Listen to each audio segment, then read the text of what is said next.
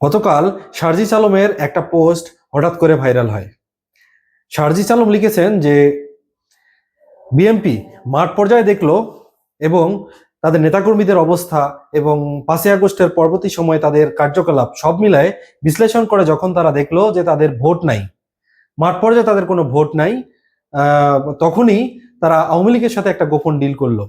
গোপন ডিলটা ছিল এরকম, মানে তাদের যত অন্যায় অপকর্ম হোক না কেন তাদেরকে বেকসুর খালাস দেওয়া হবে এবং যতই ক্রিমিনাল হোক না কেন তাদেরকে খালাস দেওয়া হবে।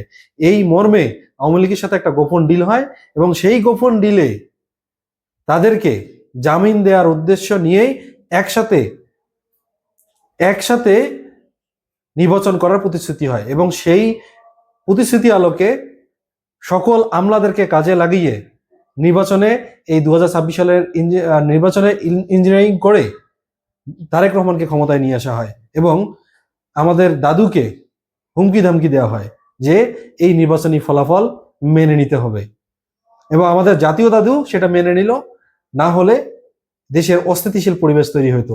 এই জন্য এই জাতীয় দাদু ডাক্তার শফিকুর রহমান সবার কথা চিন্তা করে সবার কথা মাথায় নিয়ে এই নির্বাচনের ফল মেনে নিল।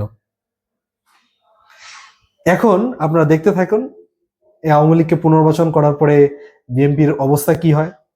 খাল কেটে কুমির নিয়ে আসতেছে না, সেই কুমির যখন নিজের পায়ে কামড় দিবে তখন পরিস্থিতি তারা নিজেরাই টের পাবে।